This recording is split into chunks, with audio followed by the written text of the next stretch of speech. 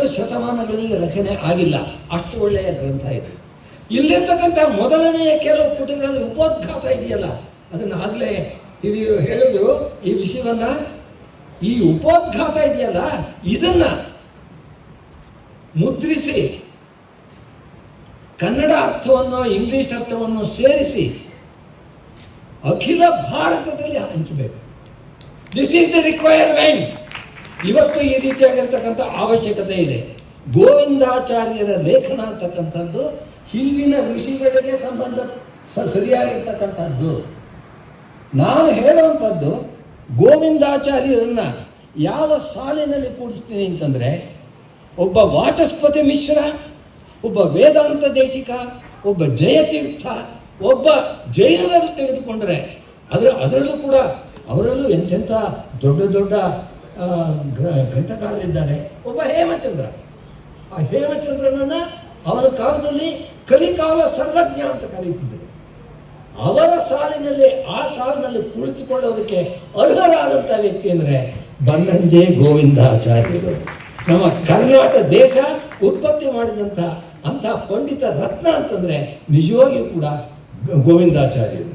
ಈ ಉಪನಿಷತ್ತುಗಳನ್ನು ಓದುವಾಗ ಎಷ್ಟು ಸುಲಭ ಅಂತ ಅನ್ಸ್ಕೊಂಡು ನಾವು ಓದ್ತೀವಲ್ಲ, ಆದರೆ ಅದನ್ನ ಅರ್ಥ ಮಾಡ್ಕೊಳ್ಳೋಕೆ ಹೊರಟಾಗ ಎಷ್ಟೊಂದು ಕಷ್ಟ ಬರುತ್ತೆ ಎಂಬುದು ನೀವು ಯೋಚನೆ ಮಾಡಬೇಕು.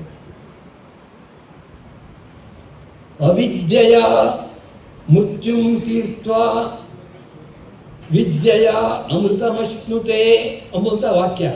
ಇದಕ್ಕೆ ಯಾರು ಸರಿಯಾದ ಅರ್ಥ ಹೇಳ್ತಾರೋ ನನಗೆ ಗೊತ್ತಿಲ್ಲ. ಯಾಕೆಂತಂದರೆ ವಿದ್ಯೆ ಅಂತಕ್ಕಂಥದ್ದು ಜ್ಞಾನರೂಪವಾದದ್ದು ಅಂತ ನಾವೆಲ್ಲ ತಿಳ್ಕೊಂಡಿರುವಂಥದ್ದು. ಅವಿದ್ಯೆ ಅಂತಂದರೆ ಅದಕ್ಕೆ ವಿರುದ್ಧವಾಗಿರ್ತಕ್ಕಂಥದ್ದು ಅಜ್ಞಾನ ಅಂತ ಅನಿಸುತ್ತೆ. ಅವಿದ್ಯೆಯಿಂದ ಮೃತ್ಯುವನ್ನು ದಾಟೋದು ಹೇಗಪ್ಪ ಸಾಧ್ಯ? ಅವಿದ್ಯೆಯ ಮೃತ್ಯು ತೀರ್ಥ ಅಂತ ಹೇಳಿ, ಹೌ ಇಸ್ ದಿಸ್ ಪಾಸಿಬಲ್? ಇದು ಹೇಗೆ ಸಾಧ್ಯ, ಹೇಗಾಗುತ್ತೆ? ಅದಕ್ಕೆ ಶಂಕರಾಚಾರ್ಯರು ಮಾಡಿರ್ತಕ್ಕಂಥ ಅರ್ಥ ರಾಮಾನುಜರು. ವಸ್ತುತಃ ರಾಮಾನುಜಾಚಾರ್ಯರು ಯಾವ ಉಪನಿಷತ್ತುಗಳಿಗೂ ಭಾಷೆಯನ್ನು ಬರೆಯಲಿಲ್ಲ. ಆಮೇಲೆ 200 ವರ್ಷ ಆದಮೇಲೆ ಅವರ ಇದರಲ್ಲಿ ಅವರ ಸಂಪ್ರದಾಯದಲ್ಲಿ ಬಂದಂಥ ಇನ್ನೊಬ್ಬ ರಾಮಾನುಜಾಚಾರ್ಯರು ಬರೆದರು. ಆದರೆ ಭಗವದ್ ರಾಮಾನುಜಾಚಾರ್ಯರು ಉಪನಿಷತ್ತುಗಳಿಗೆ ಭಾಷೆಯನ್ನು ಬರೆಯಲಿಲ್ಲ. ಅವರ ಸಂಪ್ರದಾಯದ ಪ್ರಕಾರವಾಗಿಯೂ ಕೂಡ ಅವಿದ್ಯಾ ಎಂಬುವಂಥ ಶಬ್ದ ಇದೆಯಲ್ಲ, ಇದಕ್ಕೆ ಯಾವ ರೀತಿ ಅರ್ಥ ಮಾಡಬೇಕು ಎಂಬುದಕ್ಕೆ ಶಾಸ್ತ್ರೀಯವಾಗಿ ಒಂದು ವಿಚಾರವನ್ನು ಕೊಡ್ತಾರೆ. ತತ್ಸಾದೃಶ್ಯಂ ತದನ್ಯತ್ವಂ ತದಲ್ಪತ್ವಂ ವಿರೋಧಿತ ಅಪ್ರಾಶಸ್ತ್ಯಂ ಅಭಾವಶ್ಚ ನಯರ್ಥಾಃ ಷಟ್ ಪ್ರಕೀರ್ತಿತಾ ಅಂತ ಶಾಸ್ತ್ರದಲ್ಲಿ ಇರೋದು. ಅಬ್ರಾಹ್ಮಣ ಆನಯ ಅಂತ ಒಂದು ವೇದವಾಕ್ಯ ಬರುತ್ತೆ. ಅಬ್ರಾಹ್ಮಣಂ ಆನಯ. ಅಲ್ಲಿ ಬ್ರಾಹ್ಮಣನಲ್ಲದವನು ಅಂತಂದರೆ ಒಬ್ಬ ಕ್ಷತ್ರಿಯನನ್ನು, ಒಬ್ಬ ವೈಶ್ಯನನ್ನು ಅದು ಕರ್ಕೊಂಡ್ಬರ್ತಾರೆ. ಒಂದು ಅಬ್ರಾಹ್ಮಣ ಅಂದರೆ ಬ್ರಾಹ್ಮಣ ಅಲ್ಲದ್ದು ಅಂಥೇಳಿ ಒಂದು ಮಣ್ಣಿನ ಹೆಂಟೆ ತಂದಿಟ್ರಾಗತ್ತಾ? ಅಲ್ಲಿ ಅಬ್ರಾಹ್ಮಣ ಎಂಬುದಕ್ಕೆ ಏನರ್ಥ?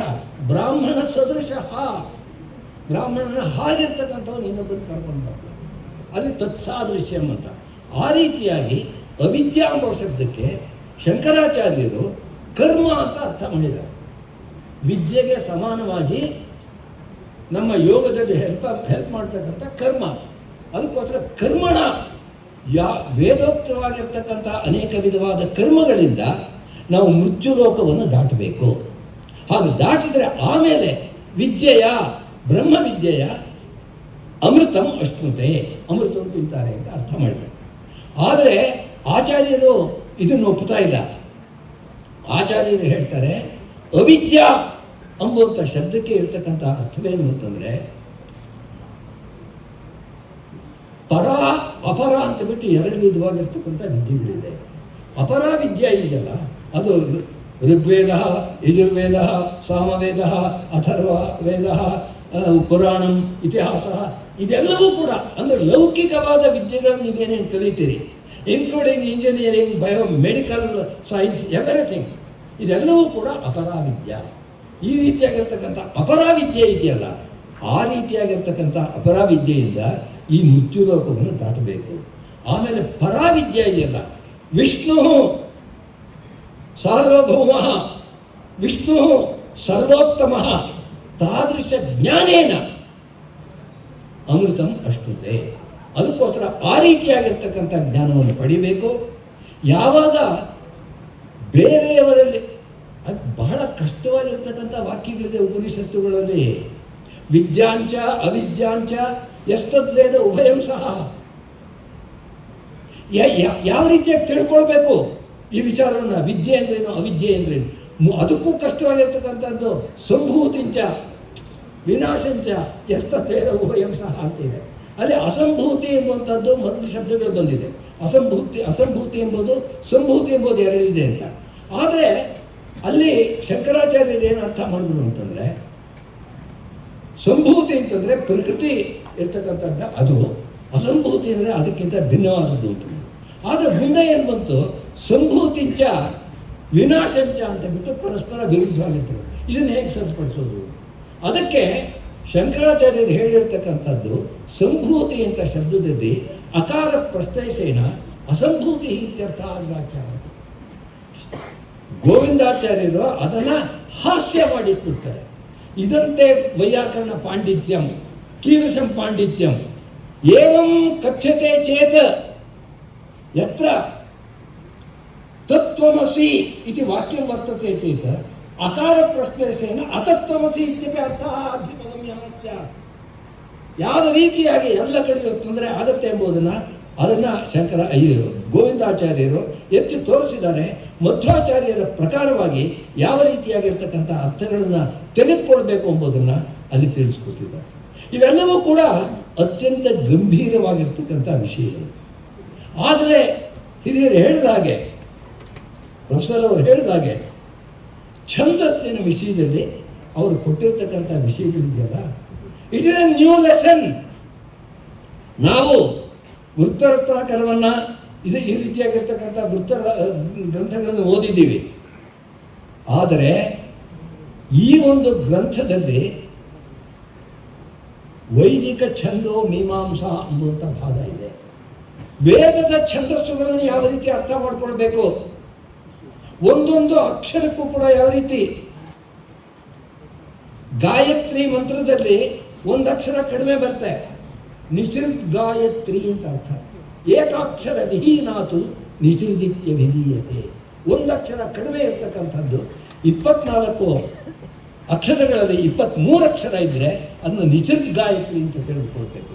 ಅನೇಕ ಮಂತ್ರಗಳಲ್ಲಿ ಒಂದು ಅಕ್ಷರ ಹೆಚ್ಚಾಗಿರುತ್ತೆ, ಭೂರಿಜ್ ಗಾಯತ್ರಿ ಅಂತ ಬಿಟ್ಟು ಅದಕ್ಕೆ ಹೆಸರು. ಯಾವ ರೀತಿಯಾಗಿ ಎಲ್ಲೆಲ್ಲಿ ಯಾವ ಛಂದಸ್ಸನ್ನು ಅರ್ಥ ಮಾಡ್ಕೊಳ್ಬೇಕು ಎಂಬುದಕ್ಕೆ ಗೋವಿಂದಾಚಾರ್ಯ ಹ್ಯಾಸ್ ಬಿಕಮ್ ಎ ಋಷಿಯಾಗಿದ್ದ ಹೋದ್ರೆ ಆ ರೀತಿಯಾಗಿ ಬರೆಯೋದಕ್ಕೆ ಸಾಧ್ಯ ಇಲ್ಲ. ಅವರು ಯಾವ ರೀತಿಯಾಗಿ ಬಟ್ಟೆಗಳನ್ನು ಹಾಕ್ಕೊಳ್ತಾ ಇದ್ರು ಅನ್ನೋದ್ರ ಮೇಲೆ ನೀವು ಹೇಳಬೇಡಿ. ವಾಚಂ ಪೃಚ್ಛಸ್ವ ಮಾ ವೇಷ, ಮಾತನ್ನು ಕೇಳಿ, ವೇಷ ಅಲ್ಲ. ವೇಷ ಯಾರು ಬೇಕಾದ್ರೆ ಏನಾದರೂ ಹಾಕೋಬೋದು. ನಾನು ಹೋದರೆ ಬೇಕಾದರೆ ಈ ಸಿನಿಮಾದವ್ರು ಇರ್ತಾರಲ್ಲ ಮೇಕಪ್ ಮಾಡೋವಂಥವ್ರು, ಒಬ್ಬ ವಸಿಷ್ಠ ಋಷಿ ಥರ ಗಡ್ಡ ಎಲ್ಲ ಹಾಕ್ಬಿಟ್ಟು ಮಾಡಿಬಿಡ್ತಾರೆ. ಅದು ತಾತ್ಕಾಲಿಕವಾಗಿರ್ತಂಥ, ಅದರ ಮೇಲೆಲ್ಲ ಯೋಗ್ಯತೆ ನಿರ್ಧಾರ ಆಗೋದು.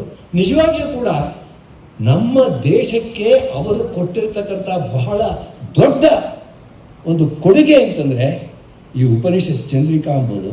ಇದರೊಳಗೆ ವಾಮನ ಪಂಡಿತರು ಒಬ್ಬರು ಬರೆದಿರ್ತಕ್ಕಂಥ ಒಂದು ಟೀಕೆಯನ್ನು ಸೇರಿಸಿದ್ದಾರೆ. ಆ ಟೀಕೆಯು ಯಾವ ರೀತಿಯಾಗಿ ಮಧ್ವಾಚಾರ್ಯರ ಭಾಷ್ಯ ಇದೆಯಲ್ಲ, ಅವರು ಅನೇಕ ವಿಧವಾಗಿರ್ತಕ್ಕಂಥ ಹಿಂದಿನ ಪುರಾಣಗಳ ವಾಕ್ಯಗಳನ್ನು ಉದ್ಧರಿಸ್ಬಿಡ್ತಾರೆ. ಆದರೆ ಅದಕ್ಕೂ ಮೂಲದಲ್ಲಿರ್ತಕ್ಕಂಥ ವಾಕ್ಯಕ್ಕೂ ಹೇಗೆ ಹೊಂದಿಸೋದು ಎಂಬುದೇ ನಮಗೆ ಅರ್ಥವಾಗೋದಿಲ್ಲ. ಆದರೆ ಈ ವಾಮನ ಪಂಡಿತಾಚಾರ್ಯರು ಬರೆದಿರೋದಿದೆಯಲ್ಲ, ಅದನ್ನು ನೋಡಿದಾಗ ನಿಜವಾಗಿಯೂ ಕೂಡ ಮಧ್ವಾಚಾರ್ಯರ ಮನಸ್ಸು ಏನು ಎಂಬುದು ನಮಗೆ ಅರ್ಥ.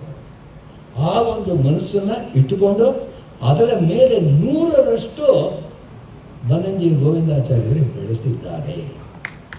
ಈ ಒಂದು ಕೊಡುಗೆ ಇದೆಯಲ್ಲ, for this the whole country, this scholarly world,